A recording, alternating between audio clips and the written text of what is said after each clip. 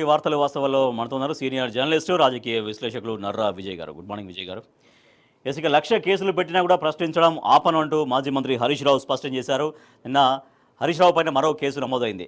So అక్రమ కేసులు పెట్టి భయపెట్టాలని లేకపోతే ఇబ్బందికరంగా చేయాలని చూస్తేనో భయపడేది లేదు, వెనకడుగు వేసేది లేదు. ప్రజల తరపున ప్రజాక్షేత్రంలో నీకు శిక్ష పడేదాకా వదిలిపెట్టేది లేదు సీఎం రేవంత్ రెడ్డి అంటూ హరీష్ రావు రియాక్ట్ అయ్యారు. రైట్ నర్రా విజయ్ గారు. సో లక్ష కేసులు పెట్టినా పెట్టుకో, నేను మాత్రం వెనకడుగు వేసేదే లేదు అంటూ హరీష్ రావు స్పష్టం చేశారు. సో ఒక అక్రమ కేసులు ఎందుకు పెడుతున్నారంటూ నిన్న బీఆర్ఎస్ నాయకులందరూ కూడా రియాక్ట్ అయ్యారు ఈ కేసులకు సంబంధించి.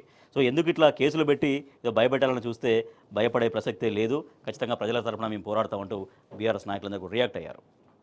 ఏడాది పాలన వీళ్ళు పూర్తి చేసుకుంటున్నటువంటి సందర్భంలో ఇంతకాలం జరిగినటువంటి అంశం, ఈ ఏడాది కాలంలో జరిగిన విజయోత్సవాలు వాళ్ళకు తక్కువగా ఉన్నాయి. ఇష్యూస్ని డైవర్ట్ చేయడం, పబ్లిక్ అటెన్షన్ చేయాలంటే గతంలో ఈ కక్ష సాధింపు చర్యలకు సంబంధించినటువంటి అంశాలు ముందలేయటం జరుగుతుంది. మాజీ మంత్రి హరీష్ రావుకు సంబంధించినటువంటి కేసుల విషయంలో గతంలో కంప్లైంట్ ఇచ్చిండు. ఈ చక్రాధర్ గౌడ్ అనే వ్యక్తి కోర్టు దాకా పోయాడు. కోర్టు దాకా పోయిన తర్వాత కూడా కోర్టు వద్దన్నటువంటి మళ్ళీ రిటర్న్ రావడం జరిగింది. ఇప్పుడు క్లియర్ ఇంటెన్షన్ ఇక్కడ కనిపిస్తుంది ఏంటంటే, ఇంటెలిజెన్సీ వాళ్ళు ప్రోత్సాహంతో, ఇంటెలిజెన్సీ వాళ్ళు ఇచ్చినటువంటి సమాచారం, ఇంటెలిజెన్సీ వాళ్ళు వెనకంగా ఉండి ప్రోత్సహించి కేసు పెట్టినట్టే కనిపిస్తుంది తప్ప నిజంగా జరిగినటువంటి అంశము అక్కడ కనిపించట్లేదు. అంటే ఈ మధ్యకాలంలో జరుగుతున్నటువంటి లగచర్ల విషయాలు కావచ్చు, ప్రజల్లో తనకు తాను నిర్ణయాలన్నీ యూటర్న్ తీసుకుంటున్నారు, ప్రతి నిర్ణయం వెనక్కి తీసుకుంటున్నటువంటి సిచ్యువేషన్ కనిపించింది. ఇవన్నీ వైఫల్యాలు ప్రజల ముందు కనిపిస్తున్నటువంటి నేపథ్యంలో వీటన్నింటినీ బీఆర్ఎస్ పార్టీ, బీఆర్ఎస్కి సంబంధించినటువంటి నాయకులు హరీష్ రావు గారు కావచ్చు, ఇతర నాయకులు కావచ్చు ప్రశ్నించడం మొదలుపెట్టడంతో, గట్టిగా ప్రశ్నిస్తే మరింత ప్రజల్లోకి వెళ్ళిపోతుంది. మా వైఫల్యాలన్నీ ప్రజలు తెలుసుకొని ఈరోజు జరుగుతున్న విజయోత్సవాలలో ప్రచార రథాలు పోతుంటే కూడా ప్రజలు మధ్యలో ఆపి చెంపలేసుకుంటున్నారు. మేము తప్పై ఓటేసినామని చెంపలేసుకుంటున్నటువంటి పరిస్థితి కనిపించింది. ఇట్లాంటి వ్యతిరేకత బాగా పెరుగుతున్నటువంటి ఏడాది కాలంలో చేసినటువంటి అభివృద్ధి కంటే కూడా ఇట్లాంటి నిర్వాకాలకు సంబంధించినటువంటిది కేసులు పెట్టడం, బూతులు మాట్లాడడం. ముఖ్యమంత్రి ఏడాది కాలం మొత్తం కేసులు, బూతులు, తిట్లు, విమర్శలు, కేసులు పెట్టి ఒక ముఖ్యమైన నాయకుల పైన కేసులు పెట్టి అంటే ఏ రకంగా ఇబ్బంది పెడదామని ప్రభుత్వం భయపడతారు ఏముంది అనేది. జనరల్గా ఏంటంటే కేసులు పెట్టి సతాయిస్తే కొంచెం భయపడి ఆ ప్రశ్నించడం ఏమన్నా స్లో అవుతారు. ఇంత ఫాస్ట్గా పోతే వ్యతిరేకత బాగా పెరుగుతున్నది. మన వైఫల్యాలు ప్రజల్లోకి పోతే ఆ భయపెట్టడంలో భాగంగా కింది స్థాయి నుంచి జరుగుతుంది.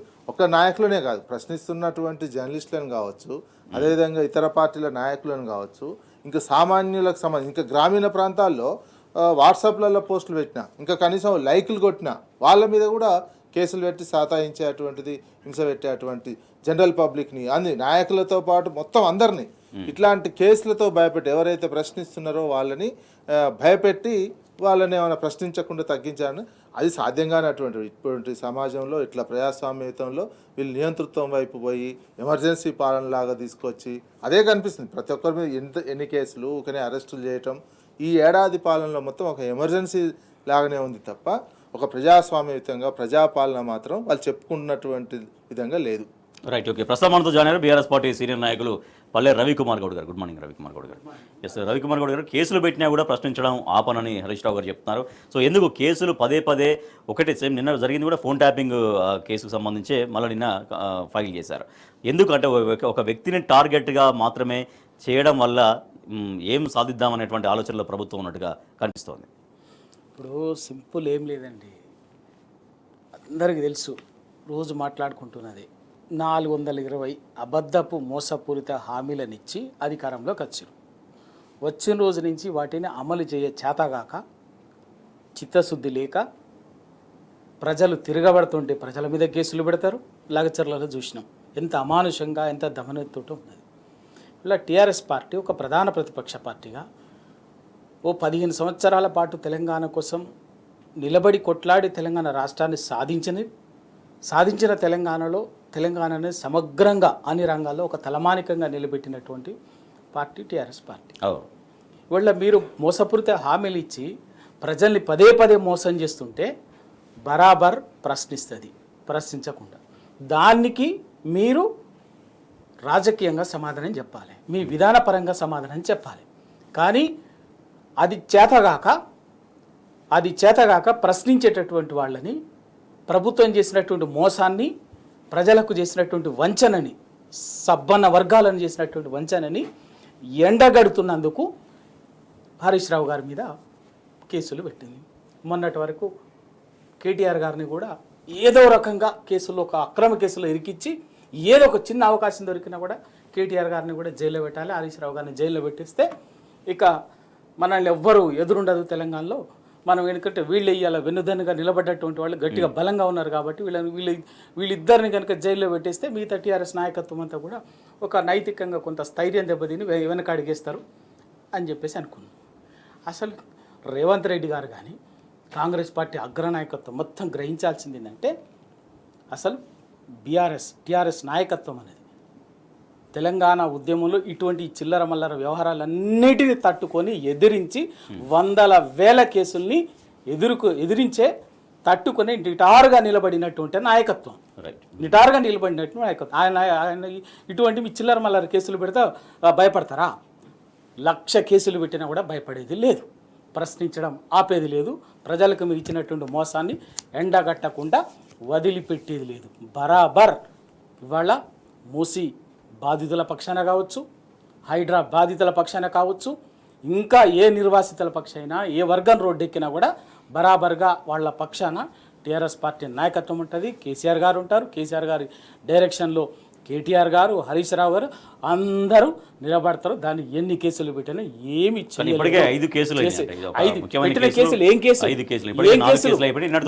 నిన్నటి కేసు ఏంది, అంతకుముందు పెట్టిన కేసు ఏంది, చిన్న చిల్లర మల్లర కేసు. నిన్న ఇప్పుడు మిత్రుడు చెప్పినట్టుగా చక్రధర్ అనేటటువంటి వ్యక్తి ఇప్పటికే ఓ 10 రకాలుగా 2006 నుంచి, ఇవాళ కాదు 2006 నుంచి టీఆర్ఎస్ అని చెప్పేసి ఒక బదనాం కూడా మోపొచ్చు. 2006లోనే మొట్టమొదటి కేసు ఉంది ఆయన మీద, 2006లోనే ఫస్ట్ కేసు ఉంది. 2006 నుంచి ఇప్పటి వరకు అనేక కేసులు ఉన్నటువంటిది.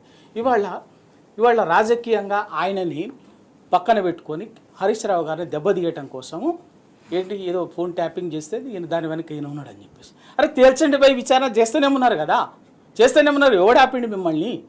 మళ్ళీ గీ చిల్లర మల్లర కేసులు ఏంది, గిదేంది ఇదేంది, ఏమి భయపడేది లేదు. వీటటువంటి ఎన్ని వచ్చినా కూడా గొంతు నొక్కాలనుకుంటే ఎవరిని వదిలిపెట్టేది లేదు. ముందు మీరు సమాధానం చెప్పాల్సింది ప్రజలకు చెప్పాలి, రాహుల్ గాంధీ గారు చెప్పాలి.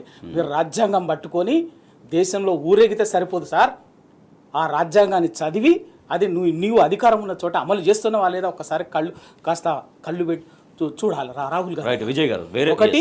రెండవది, ఇప్పటికీ మీరు ఇక్కడ కాంగ్రెస్ రేవంత్ రెడ్డి గారు కానీ మిగతా వాళ్ళు కానీ సమాధానం చెప్పాల్సిందంటే, ఇవాళ ప్రజలు తిరగబడుతుంది, ప్రశ్నించే స్థాయి నుంచి తిరగబడే కాడికి వచ్చారు, వాటికి సమాధానం చెప్పండి. రైట్ విజయ్ గారు, ఇట్లా వేరే పార్టీలోని వేరే వ్యక్తుల చేత ఒక ముఖ్యమైన నాయకులపైన కేసులు పెట్టించే ప్రయత్నం జరగడాన్ని ప్రజలు ఎట్లా గమనిస్తూ ఉన్నారు? కక్ష సాధింపులాగానే చూస్తారు ప్రజల్లో.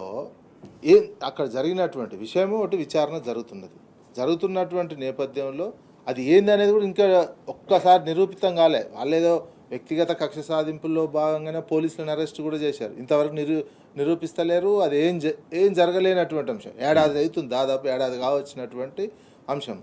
ఆ ఫోన్ ట్యాపింగ్ వ్యవహారంలో నిర్దిష్టంగా ఎక్కడ ఏంటి అనేది క్లారిటీ లేనటువంటి అంశం. ఇక్కడ ప్రజా పోరాటాలు పెరుగుతున్నాయి, ప్రజల్లో అసంతృప్తి పెరుగుతుంది, ప్రజల్లో నిరసన గలం ఎక్కడికి పోతే అక్కడ మంత్రులను నిలదీస్తారు. మాకు సంబంధించినటువంటి కళ్యాణ లక్ష్మితో పాటు తులం బంగారం ఏమైంది అనేది స్వయంగా ముఖ్యమంత్రి సభలో ఒక మహిళ నిరసన వ్యక్తం చేసింది. అయ్యా మీరు చెప్పింది చాలు, మీ పండగ చాలు, మీరు ఇష్టమన్నటువంటి హామీలు నెరవేర్చండి అని ముఖ్యమంత్రి గారు దండం పెట్టి చెప్పింది. దానికి సమాధానం చెప్పాలి ముఖ్యమంత్రి. ఆ ఫ్రస్ట్రేషన్ తోటి ఏమైతుందంటే క్రమంగా ఇష్యూస్ డైవర్ట్ చేయడానికి వ్యక్తులు పెద్ద లీడర్ ఉన్నారు అనుకోండి, హరీష్ రావు గారి మీద కేసు పెట్టినామంటే 2 రోజులు మీడియాలో చర్చ దానికి సంబంధించినటువంటి అంశం. ఆ అంశం అభివృద్ధి సంక్షేమానికి సంబంధించినటువంటి అంశాలు పక్కకు పోతాయి, డైవర్షన్కి సంబంధించి. ఇప్పుడు ప్రజాభవన్లో ఈ ఏడాది కాలం నుంచి ఎన్ని వందల నిరసనలు జరిగాయి. నిరసన చేయని వర్గం ఏదైనా ఉందా ఇప్పటి వరకు? ఆ రకంగా నిరసన కార్యక్రమాలు పెరుగుతూ ఉంటే ఆ ఫ్రస్ట్రేషన్ తోటి ఇట్లాంటి ఇష్యూ డైవర్ట్ కార్యక్రమంలో కానీ చూడాలి. వ్యక్తిగత కక్షలు. యువ వికాసం అంటూ ఇవాళ రాష్ట్ర ప్రభుత్వం ఒక కార్యక్రమం చేస్తుంది ఇవాళ పెద్దపల్లిలో. అయితే తొలి ఏడాదిలోనే దాదాపుగా 55,000 ఉద్యోగాల భర్తీ చేసేస్తామని ముఖ్యమంత్రి రేవంత్ రెడ్డి చెప్తున్నారు. సో నిజానికి 50,000 ఉద్యోగాల ప్రక్రియ మొత్తం 50,000 ఉద్యోగాలు కంప్లీట్ చేసింది, నోటిఫికేషన్లు ఇచ్చింది మొత్తం బీఆర్ఎస్ ప్రభుత్వ హయాంలోనంటూ చాలా క్లియర్గా మనకు విత్ డేట్స్ మనం ఇక్కడ చూస్తున్నాం. కానీ తమ ఖాతాలో వేసుకునే ప్రయత్నం చేస్తోంది బీఆర్ఎస్. బాధ్యత వహిస్తే కాంగ్రెస్ పార్టీ ఆ ఘనతను, ఆ క్రెడిట్ను కాంగ్రెస్ పార్టీ తన ఖాతాలో వేసుకుంటుంది అంటూ బీఆర్ఎస్ పార్టీ వాస్తవాలు వెల్లడిస్తూ ఉంది. రవికుమార్ గౌడ్ గారు, దాదాపుగా 50,000 ఉద్యోగాల పైన తొలి ఏడాదిలోనే మేము ఇచ్చేసాం. ఇది ముఖ్యమంత్రి రేవంత్ రెడ్డి ప్రకటన. అట్లీస్ట్ నిజంగా బీఆర్ఎస్ సహాయంలో జరిగింది, మేము నియామక పత్రాలు ఇచ్చామని చెప్పడం కాదు, టోటల్గా 50,000 పైకి చిలుకు ఉద్యోగాలు ఇచ్చేసామనేది చేసినటువంటి ప్రకటన. ఇది ఇక ఏదో ఉంది కదా సామెత, నవ్విపోదురు కాక నాకేటి సిగ్గన్నట్టుగానే ఉన్నది. వాళ్ళు ఇచ్చేటటువంటి 55,000 ఉద్యోగాలని చెప్పి 54,000 ఉద్యోగాలని చెప్తున్నారు కదా, ఏవి వాళ్ళు ఇచ్చిన నోటిఫికేషన్ కాదు. స్టాఫ్ నర్స్ కావచ్చు, కానిస్టేబుల్, ఎస్ఐ ఉద్యోగం కావచ్చు, గురుకుల్ టీచర్ కావచ్చు, గ్రూప్ 4 కావచ్చు, గ్రూప్ 3 కావచ్చు, టీచర్ డిఎస్సి, లెక్చరర్లు, ఏఈ, ఏడబ్ల్ఈ, ఇవన్నీ కూడా ఏవి కూడా అంతకుముందే కేసీఆర్ గారి నాయకత్వంలో ఇచ్చినటువంటి నోటిఫికేషన్. కొన్ని టెక్నికల్ కారణాలు అయితే ఎలక్షన్ నోటిఫికేషన్ రావడంతో చాలా వాటికైతే ఫలితాలు కూడా కానిస్టేబుల్, స్టాఫ్ నర్సు, ఇవన్నీ కూడా గురుకుల టీచర్లు, ఇవన్నీ కూడా ఫలితాలు కూడా విడుదల చేసి, కానిస్టేబుల్ అయితే ఆల్మోస్ట్ ఓన్లీ జస్ట్ వాళ్ళ రిజల్ట్స్ ఇచ్చినాక కూడా, సెలక్షన్ ప్రాసెస్ అయిపోయినాక కూడా వాళ్లకు సంబంధించినటువంటి ట్రాక్ను వెరిఫికేషన్ ప్రాసెస్ ఉండే ఎలక్షన్ కోడ్లో, జస్ట్ అది. ఇవన్నీ కూడా అంతకుముందు ఇచ్చినటువంటి వాటిని సంవత్సర కాలంలో 54,000 ఉద్యోగాలు ఇచ్చినామని చెప్పేసి వాళ్ళే చెప్పుకుంటాడు. కనీసం ఇంతకంటే మోసం, వంచన లేదు. ఆ రోజు చెప్పినది, మీరు అధికారంలోకి వచ్చిన వెంటనే మొట్టమొదటిగా జాబ్ క్యాలెండర్ ఇస్తాం, మొదటి సంవత్సరంలోనే డిసెంబర్ 31వ తేదీ కల్లా అది ముఖ్యమంత్రిగా రేవంత్ రెడ్డి గారు అసెంబ్లీలో ప్రకటించింది. డిసెంబర్ 31వ తేదీ వరకు 2 లక్షల ఉద్యోగాలను భర్తీ చేస్తామని చెప్పేసి చెప్పారు. వాటిలో ఏది ఒక్కటి కూడా వేయలేదు. మీరు చేసిన పని ఏంటంటే, కొత్తగా వేసిన నోటిఫికేషన్ ఏంటంటే డిఎస్సి నోటిఫికేషన్ వేసారు. ఏంటి అప్పటికే ఉన్నటువంటి డిఎస్సి నోటిఫికేషను టీచర్లది రిక్రూట్మెంట్ దాదాపు 5,086 ఉద్యోగాలకు నోటిఫికేషన్ అప్పటికే ఇచ్చి అప్లికేషన్స్ కూడా అని తీసుకున్నారు. దాన్ని రద్దు చేసి మళ్ళీ మీరు ఇంకొక 5,000 యాడ్ చేసి మళ్ళీ ఫ్రెష్గా డిఎస్సి నోటిఫికేషన్ చేసి వీటికి 5,086కి 5,973 పోస్టులు అదనంగా కలిపి దాదాపు 11,000కి ఫ్రెష్ నోటిఫికేషన్ వేసారు, 5,000 కలిపి. అట్లాగే గ్రూప్ 1 అప్పటికే 503 ఉద్యోగాలకి నోటిఫికేషన్ వేసిండు, ఎగ్జామ్ కూడా పెట్టడం జరిగింది. అయితే వాటిని మీకు ఏం చేసిండ్రు, అధికారంలోకి వచ్చిన జనవరిలో ఆ గ్రూప్ 1 నోటిఫికేషన్ రద్దు చేసి దానికి 503 ఉద్యోగాలకు ఒక 60 ఉద్యోగాలని కలిపి ఫ్రెష్గా 563 ఉద్యోగాలకు ఫ్రెష్ నోటిఫికేషన్ వేసింది. మీరు చేసింది గివే ఈ రెండు. ఇంకొకటి స్టాఫ్ నర్సు అదనంగా మొన్న అప్పటికే 6,000 ఉద్యోగాలకు రిక్రూట్మెంట్ అయిపోయింది అంతకుముందే, మళ్ళీ ఒక అదనంగా. ఎందుకంటే మెడికల్ కాలేజీలు ఇవన్నీ పెట్టింది, మెడికల్ కాలేజీలు, హాస్పిటల్స్ని విస్తృతంగా మౌలిక సదుపాయం వాటికి అవసరం. ఎందుకంటే రిక్రూట్మెంట్ కాలేజెస్ అవసరమైనాక అటు పూర్తయిన తర్వాత రిక్రూట్మెంట్ చేయాల్సి ఉంటుంది కాబట్టి చేస్తే ఇంకో అదనంగా 6,000 మీరు వేసారు అప్పటికి ఉన్నటువంటి. రైట్. వాళ్ళ యువ వికాసం పేరుతో రాష్ట్ర ప్రభుత్వం విజయోత్సవాలు చేసుకోవడం పట్ల సర్వత్రా ఒక విమర్శ వ్యక్తమవుతోంది. అసలు బీఆర్ఎస్ హయాంలోనే మొత్తం 50,000 పైకి ఉద్యోగాల నోటిఫికేషన్లో ఆ ప్రాసెస్ మొత్తం కంప్లీట్ అయింది. కేవలం నియామక పత్రాలు ఇచ్చి తమ అకౌంట్లో ఎలా వేసుకుంటుంది ప్రభుత్వం అంటూ ప్రశ్నలు వస్తున్నాయి. రైట్ విజయ్ గారు, 50,127 ఉద్యోగాలకి మొత్తం బీఆర్ఎస్ హయాంలో విత్ డేట్స్ మనం చూస్తున్నాం. కానీ ఇవన్నీ కలిపి టోటల్గా కాంగ్రెస్ ప్రభుత్వం ఫిలప్ చేసినటువంటి ఒక ప్రచారం ఎందుకు చేసుకుంటుంది ప్రభుత్వం అనే ప్రశ్న ప్రభుత్వం ముందు ఉంది. ఒకటి, ఈ యువ వికాసము ఉద్యోగుల విషయంలో ప్రభుత్వానికి సంబంధించిన బయటపడింది ఏంటంటే, ఒక చిత్తశుద్ధి కానీ, కాంగ్రెస్ అంటే ఒక నిజాయితీ కానీ, పక్కోడు చేసినటువంటి దాన్ని నా ఖాతాలో వేసుకోవడం అనేది ఈ ఏడాది కాలంలో ఉద్యోగుల భర్తీ విషయంలో చాలా క్లారిటీగా కనిపిస్తుంది. వాళ్ళు 2 లక్షల ఉద్యోగాలు ఇస్తామని ఒక జాబ్ క్యాలెండర్ డేట్లతో సహా ఇచ్చినటువంటి పెద్ద యాడ్, అది కూడా ఫస్ట్ పేజీలో అన్ని పేపర్లలో ఇచ్చినటువంటి ఆ డేట్ ప్రకారం ఏది జరగలే. 2 లక్షల ఉద్యోగాలు అట్లా చూసినా 2 లక్షల ఉద్యోగాలు భర్తీ కాలే, ఏది కాలే. ఎందుకంటే కాంగ్రెస్ నైజమే అట్లా కనిపిస్తుంది. ఒక అబద్ధపు వ్యక్తి సీఎంగా ఉండడంతో, అబద్ధాలు చెప్పేటువంటి వ్యక్తి ఆ రకంగా ఉండడంతో ఒక్కటంటే ఒక్కటి కూడా నిజాయితీ, చిత్తశుద్ధి, కమిట్మెంట్ అనేది లేనటువంటి అంశం. ఎందుకంటే వాళ్ళకి చేత కాదు. కాంగ్రెస్ పార్టీ ఆయనలు ఎన్నాళ్ళు ఉన్నాయి, ఎలక్షన్ స్థానిక సంస్థల ఎలక్షన్లు కూడా చూడు, ఏడాది అవుతుంది ఎలక్షన్లు పెట్టలేకపోయినటువంటి సిచ్యువేషన్. ఉద్యోగాల భర్తీ కూడా ఏంటంటే, తెలంగాణ రాష్ట్రం వచ్చినప్పుడు 2014 నుంచి ఇప్పటి వరకు 2024 వరకు ఏంటంటే కొత్తగా ఏర్పడిన రాష్ట్రానికి సంబంధించినటువంటి అంశం లోకల్ రిజర్వేషన్స్ జిల్లాల ఏర్పాటు, ఇవన్నీ ఒక ప్రాసెస్ జరిగింది 10 ఏళ్ల పాటు. జరిగితే ఒక 2-3 సంవత్సరాలు కేంద్ర ప్రభుత్వం పెండింగ్లో పెట్టింది ఈ సంబంధించినటువంటి జోన్లకు సంబంధించినటువంటి విభజన. జోన్లకు సంబంధించిన విభజన క్లారిటీ, ఎందుకంటే 60 ఏళ్ళ నుంచి అన్యాయం జరిగినటువంటి నేపథ్యంలో కొత్తగా వచ్చిన తెలంగాణ ఇక శాశ్వతంగా, ఎందుకంటే కొత్తగా వచ్చినటువంటి ఏ ప్రభుత్వానికైనా ఇక భవిష్యత్తులో తెలంగాణ ఎవడు అన్యాయం చేయకుండా చూడాలనే ఒక లక్ష్యంతో జోన్ల వ్యవస్థ ఏర్పాటు చేసి రిజర్వేషన్లు స్థానికులకే 90% ఉండేటట్టు చేసినటువంటి దాన్ని కేంద్రం ఒక 2-3 సంవత్సరాల దగ్గర పెట్టుకుంది. అది వచ్చిన తర్వాత ప్రభుత్వ గ్రూప్ 1కు సంబంధించినటువంటి గ్రూప్ 2 ఇటువంటి అన్నిటికీ నోటిఫికేషన్ వేసినటువంటిది. అప్పుడే నోటిఫికేషన్ వేశారు. వేసిన తర్వాత ఇంత ఎలక్షన్స్ వచ్చినాయి, వచ్చిన తర్వాత రిజల్ట్స్ ఇచ్చినాయి, కొన్నిటికి ఎగ్జామ్ పెట్టి ఉన్నటువంటి ఇది చాలా ఒక చిత్తశుద్ధి లేనటువంటి అబద్ధాలు చెప్పేటువంటి ప్రభుత్వం మాత్రమే ఇట్లాంటివి చేస్తాయి. చిన్నపిల్లలు చేస్తే చిన్నపిల్లగాడు ఏదైనా ఉంటే నేనే చేసిన అని చెప్పుకుంటుంటారు ఉన్నట్టు అట్లాంటి వ్యవహారంగానే చూడాలి తప్ప ఉద్యోగాల భర్తీ విషయం ఉంటే నిజంగా చిత్తశుద్ధి ఉంటే నీ 2 లక్షలు ఏది మీరు వేసిన జాబ్ క్యాలెండరు పెద్ద ఎత్తున క్యాలెండర్ వేసినటువంటి దాని ప్రకారం 2 లక్షల ఉద్యోగాలు భర్తీ చేశారా? అట్లా ఇతర గతంలో ఇచ్చినటువంటి నోటిఫికేషన్లు వేసినా మీరు చూపిస్తున్నది 50 ఇంకోటి 55,000 అంతే చూపిస్తున్నారు తప్ప ఇది కూడా అంతే చూపిస్తున్నారు తప్ప మీరు ఇచ్చిన 2 లక్షల ఉద్యోగాలు డిసెంబర్ వరకు చేసినటువంటిది అది కూడా మోసం చేసినట్టే కదా. మీరు ఇచ్చిన 2 లక్షల హామీ 1 year అన్నప్పుడు ఇది 2 lakhs అనేది రౌండ్ ఫిగర్ మనకు అదన్నా కనిపించాలి కదా. మీరు సార్ 55,000 భర్తీ ఇంకా 1,50,000 సంగతి ఏంటి, 1,45,000 సంగతి ఏంటి అంటే మోసపూరితంగా ప్రకటనలు చేయటం తప్ప చిత్తశుద్ధితో కూడినటువంటి పరిపాలన జరగడం లేదు ఇందులో కూడా, యువతల విషయంలో కూడా. Right, okay. రవికుమార్ గౌడ్ గారు, మొత్తం 55,143 ఉద్యోగ నియామకాలు జరిగినాయని చెప్తున్నారు. సో వారు అన్నట్టుగా నిజంగానే ప్రభుత్వం చెప్పినట్టుగా ఫస్ట్ ఏడాదిలోనే 2 లక్షల ఉద్యోగ నోటిఫికేషన్స్ మేము ఇచ్చేస్తాం, ఉద్యోగాలు ఫిలప్ చేస్తామని చెప్పారు. సో ఈ లెక్కన చూసుకున్నా కూడా ఇంకా 150,000 దగ్గర దాకా ఉన్నాయి ఇంకా ఉద్యోగాలు ఫిలప్ కావాల్సినవి. మరి సో వాటి సంగతి ఏంటి అనేది చాలా స్పష్టంగా ఫస్ట్ ఎన్నికలకు ముందు 10 ఏళ్లలో కేసీఆర్ గారు ఒక్క ఉద్యోగం ఇవ్వలేదని చెప్పేసి పచ్చబద్దాలు మాట్లాడి విషపూరిత ప్రచారాన్ని చేసి అధికారంలోకి వచ్చారు. అధికారంలోకి రాగానే మేము మొదటి సంవత్సరమే 2 లక్షల ఉద్యోగాలు భర్తీ చేస్తామని జాబ్ క్యాలెండర్ చేసారు, డ్రామా ఆడిండ్రు, అదంతా అయిపోయింది ఇప్పటివరకు. ఇవాళ మీరు చెప్తున్నటువంటి 55,143 ఉద్యోగాల్లో మీరు ఇచ్చినటువంటి కేవలం దాంట్లో 50,127 ఉద్యోగాలు 2,000 మీరు అధికార పగ్గాలు చేపట్టే నాటికంటే ముందు నోటిఫికేషన్ వేసి పరీక్షలు నిర్వహించి దాదాపు 70-80% ప్రాసెస్ కంప్లీట్ అయ్యిందే. దాంట్లో దాదాపు 50,000 మీరు ఇవాళ ఇస్తామని చెప్పేసి నా ఇప్పటికీ చెప్పారు 55,143 ఉద్యోగాలు. దాంట్లో మీరు కేవలం నోటిఫికేషన్ వేసింది ఎంత అంటే 12,000 ఉద్యోగాలకే నోటిఫికేషన్. అందులో స్టాఫ్ నర్సు 6,000, ఓ టీచర్లది ఒక 5,000, గ్రూప్ 1 ఉద్యోగాలు ఒక 60. అవి కూడా ఇప్పటికి ఇంకా ప్రాసెస్ పూర్తి కాలే.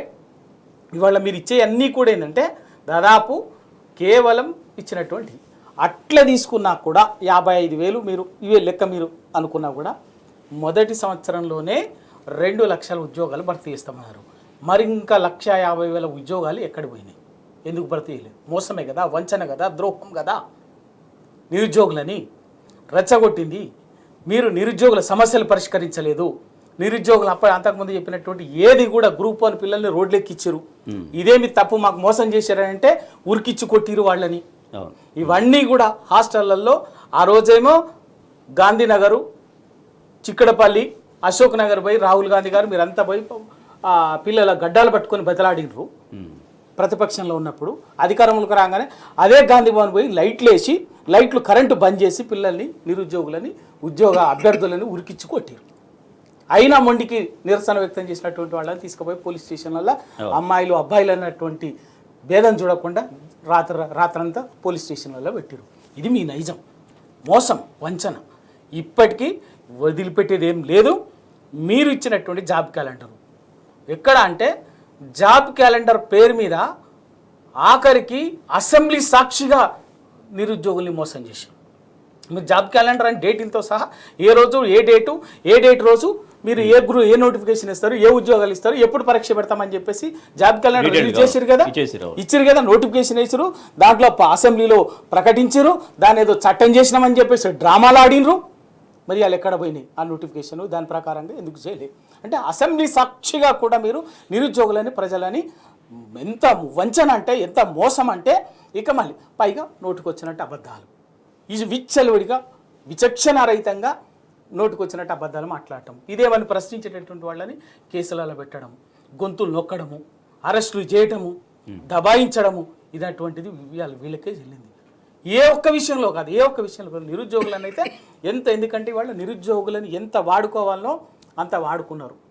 వీళ్ళు చెప్తున్నారు కదా, ప్రభుత్వం మాకు రకరకాల మాటలు చెప్పింది, చెప్తే వినరని, వీళ్ళు చెప్తే వినరు, నమ్మరని స్వయంగా రాహుల్ గాంధీ గారిని తీసుకొచ్చి అశోక్ నగరు, చిక్కడపల్లి లైబ్రరీ, గాంధీనగరు హాస్టల్లో పండి చెప్పారు. ప్రియాంక గాంధీ గారు వచ్చి యూత్ డిక్లరేషన్ చేసిపోయింది. ఆ యూత్ డిక్లరేషన్లోనే 2 లక్షల ఉద్యోగాలు భర్తీ చేస్తామని చెప్పేసి చెప్పింది. నిరుద్యోగ భృతి అని చెప్పారు. ఇంకా ఎన్ని చెప్పాలి అవన్నీ చెప్పారు. ఎక్కడ పోయినాయి నిరుద్యోగులని? అన్ని వర్గాలను చేసినట్టే అతి ఎక్కువగా మోసం చేసి నిజంగా ప్రకటన ఇవ్వాలనుకుంటే కనుక ఆ గ్రూప్ 1లో 60 పోస్టులు ప్లస్ డిఎస్సి 5,000 చిల్లర ప్లస్ స్టాఫ్ నర్సు, అవి మాత్రమే కాంగ్రెస్ నెంబర్ అంతా కూడా వీళ్ళు ఇచ్చినది కేవలం 12,527 ఉద్యోగాలు మాత్రమే నోటిఫికేషన్లు ఈ సంవత్సర కాలంలో. అందులో 5,600 ఏదో సమ్ చేంజ్ టీచర్ ఉద్యోగాలు ఉన్నాయి, 60 గ్రూప్ 1, 6,000 ఇంకా మీరు ఇవ్వాల్సింది ఏంటంటే 1,88,000 చిల్లర ఉద్యోగాలకు నోటిఫికేషన్ ఇవ్వాలి. బీఆర్ఎస్ గవర్నమెంట్ లో కదా మీరు చెప్పింది ఏంది? అవి అప్పటికే కేసీఆర్ ఇచ్చినట్టు ఎవరు ఒప్పుకున్నా, ఎవడు ఒప్పుకున్నా ఒప్పుకోకపోయినా 50,000 ఉద్యోగాలు ఇవాళ మీరు చెప్తున్నటువంటి 55,000 చిల్లర ఉద్యోగాల్లో 50,127 ఉద్యోగాల్ని కేసీఆర్ గారు నోటిఫికేషన్ ఇచ్చాయే. వాటికి వివిధ దశల్లో ప్రాసెస్ ఉన్నాయే. మీరు ఇచ్చిన కేవలం 12,527 ఉద్యోగాలకే నోటిఫికేషన్లు. లెక్క ప్రకారంగా మీరు ఇచ్చినటువంటి నిరుద్యోగులకు ఇచ్చిన హామీ ప్రకారంగా 2 లక్షల్లో 12,527 తీసేస్తే దాదాపు 1,87,000 ఉద్యోగాల 87,500 చిల్లర ఉద్యోగాల్ని మీరు నిరుద్యోగులకు మళ్ళీ మీరు నోటిఫై చేయాలి. ఈ సంవత్సరం ఇంకా నెల రోజులే ఉంది. ఇంకా నెల రోజులు కూడా లేదు. ఇవాళ 5వ తారీఖు 4వ తారీఖు కాబట్టి ఇంకా 25 రోజులు ఉంది. ఈ 25లో రోజుకొక నోటిఫికేషన్ ఇచ్చినా కూడా రోజుకొక డిసెంబర్ 31 తారీఖు వరకు అని చెప్పి అసెంబ్లీ సరే అది అప్పుడు చెప్పిన అధికారంలోకి వచ్చినప్పుడు ముఖ్యమంత్రిగా స్వయంగా నిండు అసెంబ్లీలో మొట్టమొదటి అసెంబ్లీలో రేవంత్ రెడ్డి గారు చెప్పిన మాట ఏంటంటే డిసెంబర్ 31వ తేదీ కల్లా 2 లక్షల ఉద్యోగాల్ని ఇవాళ జరుగుతున్న పెద్దపల్లి సభలో ఆ 2 లక్షల ఉద్యోగాలకు సంబంధించి ఉన్న స్పష్టత ఇచ్చే అవకాశం ఎక్స్పెక్ట్ చేయొచ్చా ముఖ్యమంత్రి దగ్గర నుంచి? బక్వాస్ మాట అది. ఉత్తది అటువంటి ప్రభుత్వానికి ఆ చిత్తశుద్ధి లేదు, ఆ నిజాయితీ లేదు, మోసం చేయటం, వంచన చేయటం తప్ప ఇంకేమీ లేదు. మరొక వార్త మనం చూస్తున్నాం, కుంభకోణాలకు కేర్ ఆఫ్ కాంగ్రెస్ ఉంది. ఏడాది బర్బాది.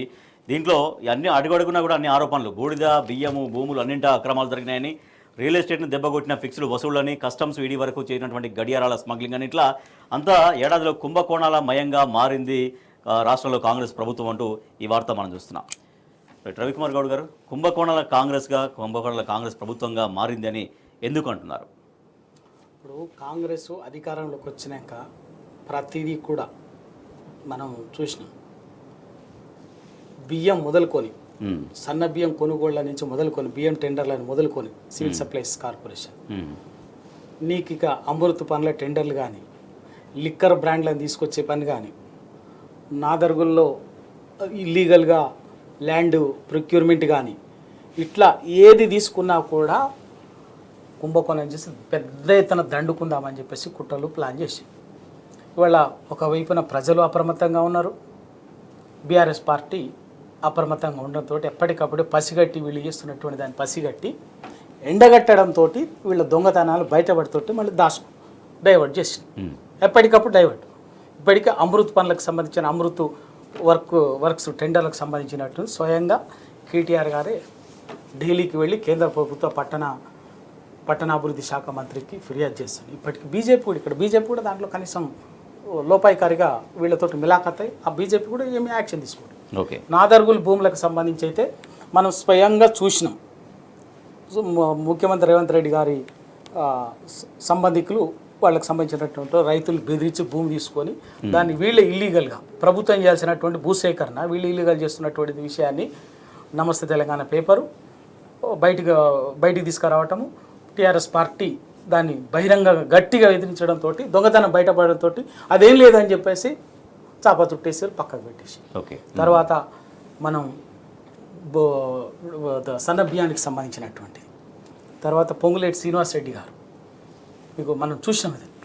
పొంగులేటి శ్రీనివాసరెడ్డికి సంబంధించినటువంటి ఆయన స్వయంగా వాళ్ళకు వాచ్లు దానికి సంబంధించినటువంటి వాచ్లు దానికి వాళ్ళ కొడువ ఇవన్నీ మనం ఎయిర్పోర్ట్లోనే దానికి సంబంధించిన కస్టమర్ వాళ్ళు అది దాన్ని స్వాధీనం చేసుకోవటం అదంతా కూడా మనం చూసినాం. ఇవన్నీ కూడా కాస్ట్లీ వాచెస్ ఎక్కడి నుంచి వచ్చినాయి, ఎవరి కోసము ఏందనేది కోట్ల రూపాయలు విలువ చేసేటటువంటి. తర్వాత రీజనల్ రింగ్ రోడ్డు పేరు మీద రీజనల్ రింగ్ రోడ్డు అలైన్మెంట్ మార్చి భూములు వీళ్ళు 100 ఎకరాలు వీళ్ళు కొనుక్కొని దానికి అనుగుణంగా రింగ్ రోడ్డుని అలైన్మెంట్ని మార్చేదే చేశారు. దాన్ని మనం పసిగట్టి టీఆర్ఎస్ నాయకత్వము గట్టిగా మాట్లాడేసరికి వెంటనే లేదు అటువంటిది ఏం లేదు, మేము దాని ఏదో కమిటీ ఇచ్చినామని, ఇదేమో మా చేతుల్లో ఓసారేమో కమిటీ ఇచ్చినామని, ఇంకోసారేమో మా చేతిలో లేదు, అది కేంద్ర ప్రభుత్వాన్ని అన్ని దబాయింపు మాటలు ఇవన్నీ కూడా చేశాం. మనం ఇంతెందుకు కళ్ళ ముందు చూసినాం. మనం ఇవాళ మూసి ప్రక్షాళన పేరు మీద 1,50,000 కోట్లకు టెండర్ పెట్టి మొత్తం విచ్చలవిడి దోపిడీకి పునాదులు ఇద్దామని చెప్పేసి దానికి ఒక శ్రీకారం చుడితే అసలు 16,000 కోట్లతో కావాల్సినటువంటిది ఇది ఎందుకు 1,50,000 కోట్లు అవుతుంది?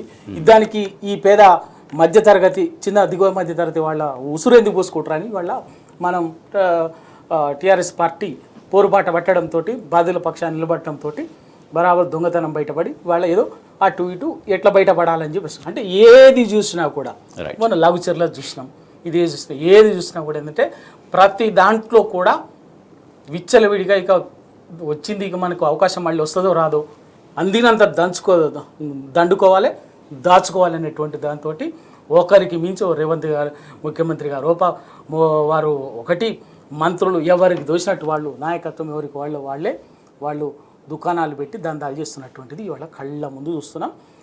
పప్పులు కూడా బరాబర్ వాళ్ళ తెలంగాణ ప్రజల్ని వీళ్ళు లూటీ చేయటానికి వచ్చిందే తప్పితే తెలంగాణ ప్రజల బతుకులు బాగు చేసేటటువంటి నిజాయితీ కానీ చిత్తశుద్ధి కానీ వీళ్ళకి ఆ ప్రేమ కానీ తెలంగాణ పట్ల కానీ వీళ్ళెవ్వరికీ లేదు.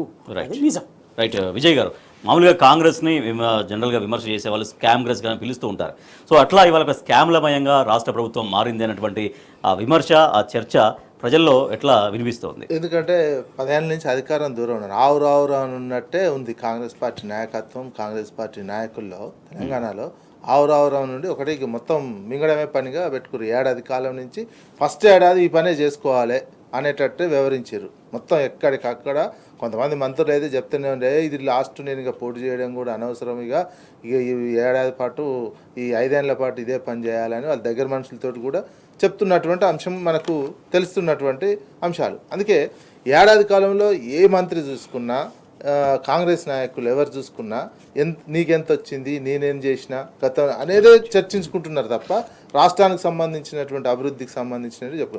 మన ముఖ్యమంత్రి గారు మహబూబ్నగర్ మీటింగ్లో కూడా మాట్లాడుతూ ఇక భవిష్యత్తులో అవకాశం రాదు అంటే తనకు తాను డిసైడ్ అయిపోయారు, ఇక సీఎం పోస్ట్ ఇది లాస్ట్ కాంగ్రెస్ పార్టీకి అనే యాంగిల్లోనే వాళ్ళు ఆల్రెడీ ఎక్స్ప్రెస్ చేస్తున్నటువంటి అంశం కనిపిస్తుంది. అందుకే కుంభకోణాలు ఈ ఏడాది పాటు తిట్లు బూతులు అవతల ఇష్యూని డైవర్ట్ చేస్తూ వీళ్ళు వెనకంగా మొత్తం కుంభకోణాలు చేసినటువంటిది, వెనక రియల్ ఎస్టేట్ సెటిల్మెంట్స్ కానించి మొదలుపెట్టి హైడ్రాన్ అడ్డుపెట్టుకొని చేసినటువంటి బ్లాక్ మెయిలింగ్ చేసినటువంటి ఇవన్నీ కళ్ళ ముందు కనిపిస్తున్నటువంటి ఏడాది పాలనలో ఇది జరిగింది. మొట్టమొదటిగా రేవంత్ రెడ్డి గారు మొదలుపెట్టిందే స్వచ్ఛ బయోటెక్ పేరు మీద వాళ్ళ సోదరుడు జగదీశ్వర్ రెడ్డి కంపెనీకి 4 నెలల క్రితమే రిజిస్టర్ చేసిన కంపెనీకి 1,000 కోట్ల కాంట్రాక్ట్ ఇవ్వడం ద్వారా అవినీతికి దందాకు మొదలుపెట్టారు. అది ఇంకా నిరాటంకంగా కొనసాగించాలని చేస్తున్నారు. థ్యాంక్ యూ సో మచ్ పల్లె రవికుమార్ గౌడ్ గారు, thank you so much Narra Vijay గారు. సో ఇది ఇవాళ వార్తలు వాస్తవాలు. అయితే